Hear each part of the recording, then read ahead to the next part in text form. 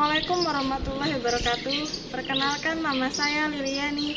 Saya adalah guru fikih di Madrasah Ibtidaiyah Negeri 2 Lampung Utara, sekaligus mahasiswi PPG dalam jabatan batch 1 tahun 2025 pada LPTK UIN Sibersyekh Nurjati Cirebon. Pada hari ini Selasa 6 Mei 2025, saya akan melakukan praktek mengajar pada kelas 6 dengan materi memahami ketentuan barang temuan atau lukotoh sebagai salah satu syarat dalam mengikuti uji kinerja. Mari kita simak.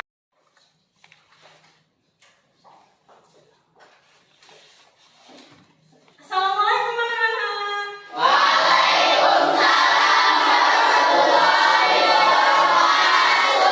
Bagaimana kabar hari ini?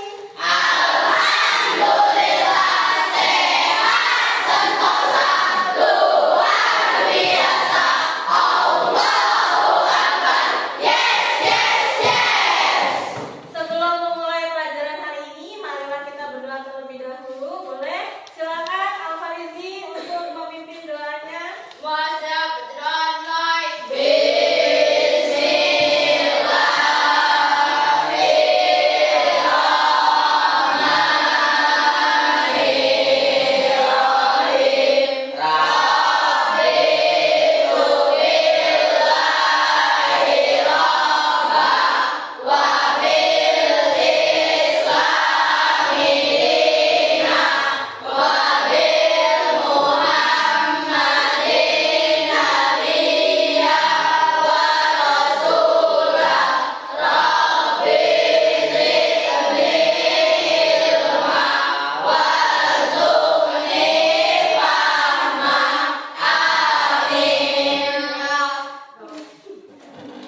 Terima kasih, semoga kita mendapat berkahnya. Sebelum memulai pelajaran, Ibu cek dulu ya kehadirannya hari ini berapa yang masuk dan tidak. Ardian Fernando hadir. Al-Farizi hadir.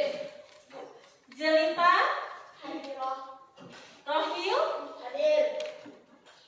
Maresa hadir. Alfi hadir. Fatih hadir. Riza hadir. Yuskiana hadir. Reza hadir. Deri hadir. Fakih hadir. Ya. Setelah Ibu cek, ternyata semuanya hadir ya hari ini. Alhamdulillah kalau begitu sehat semua ya.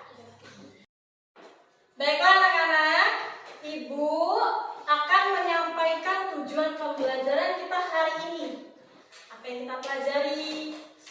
Yang pertama yaitu Ibu harap kalian bisa mengerti tentang apa sih barang temuan atau yang disebut dengan lukotoh. Kemudian yang kedua menyebutkan cara yang benar dalam menyikapi lukotoh. Yang ketiga menjelaskan hikmah-hikmah apa sih yang kita dapat temukan, yang dapat kita rasakan ketika kita mengimplementasikannya ke dalam kehidupan sehari-hari di ketentuan lukotoh ini. Kemudian, ini Ibu akan memberikan beberapa gambar. Mohon diperhatikan ini. Yang pertama, ini kira-kira apa? Orang yang sedang menemukan dompet. Yang kedua, ada barang iPhone atau HP. Mahal kan? Ya kan? Kemudian saat kalian menemukannya yang hak-hak bukan yang milik kalian, terus gimana sih kalian menyikapinya? Ayo, ada yang mau jawab? Oke. Ayo, silakan Gading. Saya akan mengambil HP, saya akan mengambil uangnya dan menraktir semua teman saya yang di kelas. Oke, silakan Riza. Saya akan mengamankannya dan mengembalikannya. Oke, ada dua pendapat. Ada yang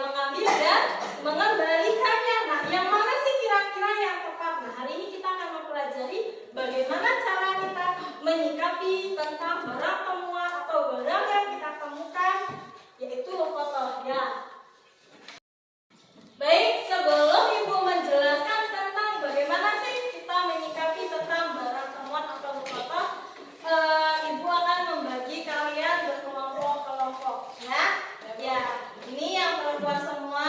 Jelita, Reza, ini kelompok 1. Kemudian Rohil, Reza, dan yang lainnya itu kelompok 2. Kemudian Gading, terus Fakih, Reza, dan Dika kelompok 2. Kemudian Gading, Rohil kelompok 3. Kemudian Alfarizi, Taufan, Faiz kelompok 4. Ya, paham ya? Jadi nanti habis setelah Ibu materikan, Ibu berikan materi, Ibu berikan penjelasan, kalian akan mengerjakan soalnya berupa apa? Berupa studi kasus ya. Baik, Ibu akan memulai pembelajaran kita materi yang pertama, yaitu tentang pengertian lukotoh. Apa sih lukotoh itu? Lukotoh itu apa sih? Lukotoh menurut bahasa itu sesuatu yang ditemukan atau didapatkan. Kemudian secara istilah, lukotoh adalah memperoleh sesuatu yang tersia-siakan dan tidak diketahui pemiliknya. Ya, jadi lukotoh itu barang atau benda yang kalian temukan tapi kalian tidak tahu itu punya siapa, milik siapa. Itu namanya lukotoh. Ya. Kemudian ini ada macam-macam barang temuan. Ya. Yang pertama, benda-benda tahan lama, yaitu benda-benda yang dapat disimpan dalam waktu lama. Itu adalah salah satu tentang lukotoh atau barang temuan. Ya. Barang semacam ini wajib diumumkan dengan menerangkan sebagian sifatnya. Ya, sifatnya gimana? Misal warnanya emas, ya, berbentuk kalung, tapi tidak secara terperinci. Kalungnya kayak mana? Apa berkeliung-keliung? Nah itu, ya. Jadi hanya sebagian. Kenapa? Biar nggak diambil sama orang yang nggak berhak. Ya. Kemudian yang kedua, benda-benda yang tidak tahan lama dan tidak dapat diawetkan, seperti makanan, sayuran, buah-buahan. Itu sebaiknya kita gimana sih? Nah, penemunya diperkenankan untuk memilih antara digunakan barangnya, asalkan ada syaratnya nih, dia sanggup menggantinya apabila bertemu dengan pemiliknya. Jadi kalian boleh ambil barang-barang tersebut asalkan kalau kalian tahu siapa pemiliknya maka diganti. Begitu. Ya. Contoh lagi ada boleh dijual juga, nah, kemudian uangnya disimpan, diberikan sama pemiliknya kalau ketemu. Ya. Kemudian yang ketiga itu benda-benda yang tidak tahan lama kecuali melalui proses penanganan tertentu, kayak susu, ya, terus dibuat keju, ya kan? Nah ini kalau misalkan kalian susu itu kalian makan sendiri boleh diganti, tapi juga boleh ini misal susu kalian buat keju kemudian kalian jual, kemudian ketika ketemu sama orangnya kalian kasih uangnya, gitu. Ini adalah benda-benda yang tidak tahan lama kecuali melalui proses penanganan tertentu. Ya. Selanjutnya benda-benda yang memerlukan perbelanjaan seperti binatang ternak. Ya. Ini ada dua macam cara penanganannya, ya kan? Kalau binatang peliharaan ini ada dua macam. Yang pertama binatang yang kuat yang dapat menjaga dirinya sendiri, ya. Contoh kayak kuda, kerbau, itu gimana caranya? Boleh dibiarkan saja, nah. Artinya kita tidak amankan pun mereka atau binatang tersebut bisa mempertahankan dirinya sendiri, ya. Beda dengan binatang yang lemah, tidak kuat menjaga dirinya sendiri, ya. Maka itu bisa dengan 3 cara. Yang pertama disembelih, ya, terus dimakan dengan syarat mampu membayarnya atau menggantinya nanti kalau ketemu pemiliknya, ya.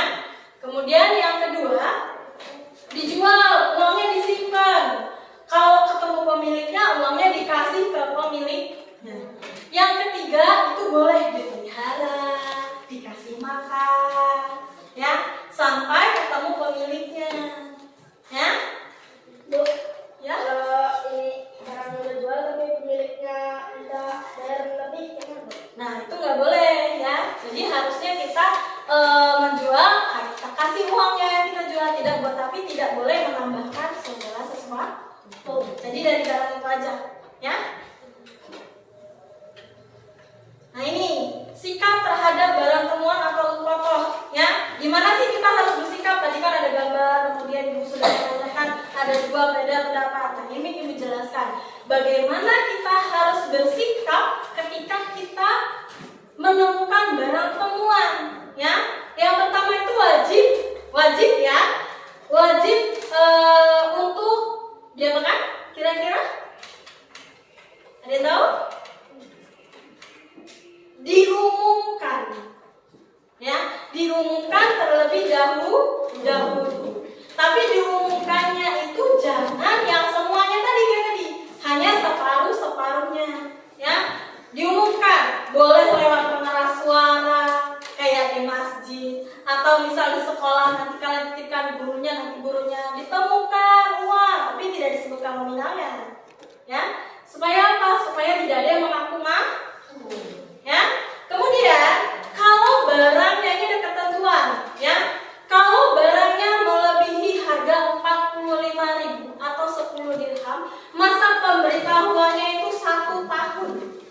Ya, jadi misal kalian nemu HP, nemu dompet, itu kan isinya banyak. Kalau misalkan lebih dari 45.000, masa pengumumannya 1 tahun. Tapi kalau misalkan Bu di bawah situ saya cuma nemu duit 5.000, terus nemu duit 500 di kantin Bu, nah itu masanya adalah 3 sampai 6 hari. Ya, begitu. Jadi jangan langsung kamu ambil, tapi kita umumkan dulu. Jadi kira-kira tadi ada kan yang tadi ceritakan, diambil Bu, diamankan, kemudian diumumkan dulu, ya. Nah, itu adalah ketentuan yang kalian harus lakukan ketika kalian menemukan barang temuannya, ya. Jadi jangan langsung diambil, dijual, kalian beli es, nggak boleh, ya. Harus diumumkan dulu. Kalau lebih dari 45.000 berapa tadi kira-kira? Diumumkannya berapa? 1 tahun. Kalau di bawah itu boleh 3 hari atau 6 hari, ya. Setelah itu boleh kalian manfaatkan jika pemiliknya tidak tahu atau tidak ditemukan, ya. Nah, apa sih? Kok kita repot banget sih Bu? Harus diumumin dulu, harus tunggu dulu, harus ini. Kenapa nggak langsung kayak gitu? Nah, ini hikmah kita ketika kita harus mengumumkan itu kenapa sih? Yang pertama, sebagai pengamanan barang yang tidak diketahui siapa pemiliknya. Jadi diamankan dulu, ya. Tidak disia-siakan. Yang kedua, menghormati hak milik orang, ya. Jadi kita tidak tamak menghormati pemiliknya. Kalau orang itu butuh, ya kan? Kemudian mendidik untuk berlaku jujur, percaya diri, terutama bagi yang menemukan barang. Kan kalian bersikap jujur, aku nemuin ini, ya kan? Iya. Kemudian menumbuhkan rasa solidaritas, ya, rasa kasih kawanan dalam hidup masyarakat. Jadi barang itu bukan punya kita, ini punya orang lain, maka saya wajib mengumumkannya. Siapa tahu orangnya itu benar-benar membutuhkan barang tersebut, ya. Kita nggak tahu kan kebutuhan orang, ya kan?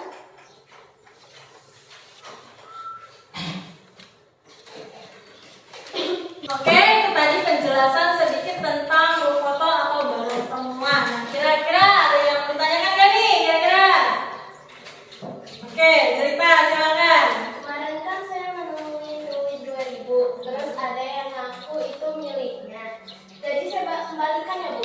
Ya, kalau misalkan jalutannya sudah mengumumkan, kemudian memang benar-benar orang itu, ya, orang itu pemiliknya, maka kita harus mengembalikan dengan utuh, ya, tanpa dipotong apapun, ya. Ada lagi yang bertanya? Tidak? Sudah cukup? Oke, kita ke tahap selanjutnya. Nah, ini kan sudah mulai ngantuk nih ya. Agak supaya kita tetap semangat nih. Ayo kita tepuk semangat dulu, ya. Kita mulai ya. Tepuk semangat.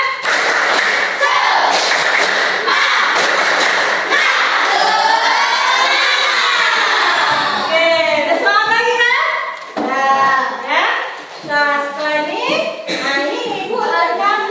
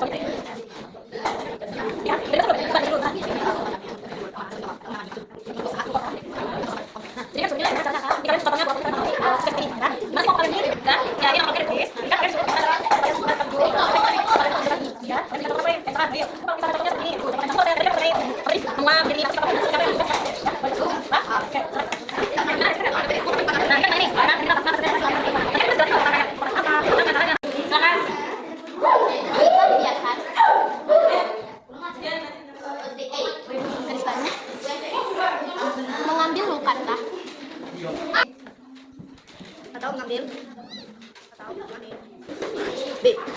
Membangun masyarakat yang peduli. A. Mempunyai tingkat sekolah atau kampus. Sudah selesai diskusinya? Oke, sekarang kalian presentasikan per kelompok ya hasil diskusi kalian apa sih dari pertanyaan-pertanyaan. Silakan dari kelompok 1. Kami dari kelompok 1 dengan pertanyaan, berdasarkan ketentuan UKTA, tindakan apa yang sebaiknya dilakukan oleh kelompok kalian terhadap tes ransel temuan tersebut? Jelaskan alasannya.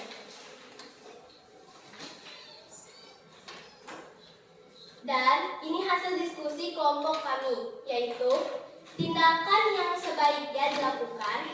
Kelompok kami sebaiknya mengambil tas ransel tersebut dengan niat untuk menjaganya dan mengembalikannya kepada pemiliknya.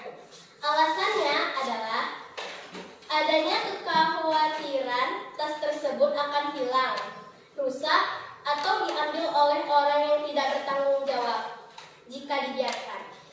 Mengambil UKTA dalam kondisi seperti ini merupakan bentuk tanggung jawab untuk menjaga harta orang lain. Sudah, sekian dari presentasi kelompok kami. Kami ucapkan terima kasih. Tadi kelompok 1 sudah mempresentasikan. Sekarang dipersilakan untuk kelompok 2. Silakan maju untuk mempresentasikan hasilnya.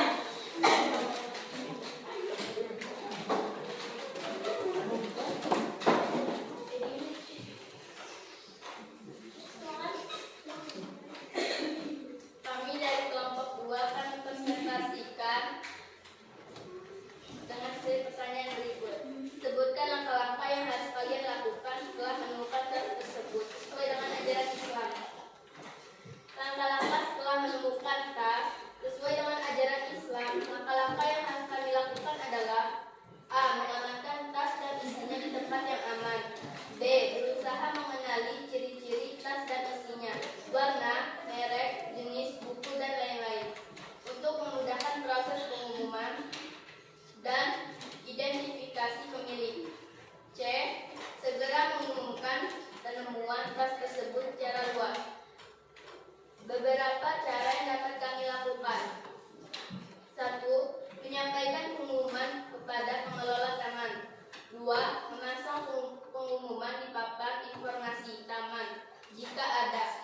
3. Menyebarkan informasi melalui media sosial dengan mencantumkan ciri-ciri tas dan informasi lengkap.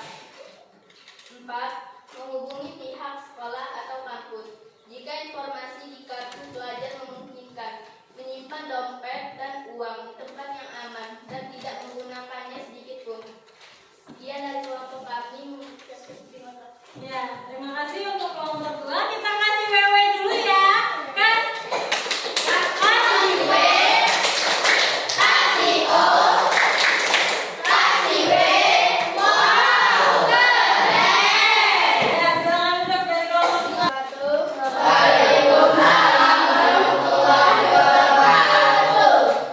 Kali ini kami akan mempresentasikan hasil diskusi kami, dan kami juga menerima pertanyaan diskusi. Bagaimana cara kelompok kalian menunjukkan sikap jujur, amanah, bertanggung jawab dalam menangani kasus UKTA ini? Berikan contoh konkret. Kita menunjukkan hasil diskusi kita, yaitu A. Jujur, tidak menyembunyikan tas, tidak mengurangi atau mengisinya tanpa hak, dan memberikan informasi yang benar saat ada yang mengaku sebagai pemilik. B. Amanah, menjaga tas dan isinya dengan baik, berusaha sekuat tenaga untuk menemukan pemiliknya.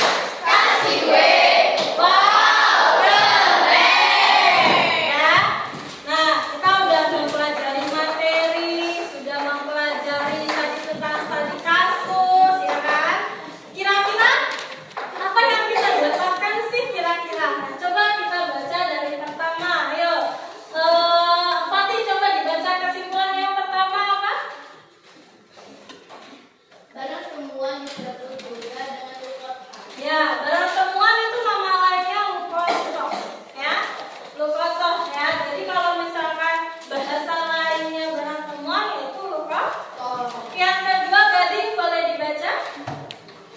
Macam-macam lukotoh yaitu benda tahan lama, benda tidak tahan lama, dan tidak dapat diawetkan. Benda tidak akan tahan lama kecuali proses tertentu, dan benda yang memerlukan perbelanjaan. Ya, ada macam-macam barang temuan itu ada bermacam-macam, ya. Kemudian yang ketiga itu kewajiban bagi penemu lukotoh adalah menyimpan dan memelihara. Tadi kan ada tuh kalau misalkan kita menemukannya harus gimana, yang ditemukan gimana, ya kan? Kemudian yang terakhir itu hikmahnya, ya. Hikmah kita terhadap ketentuan ini apa sih, ya? Kita menghormati hak milik orang lain,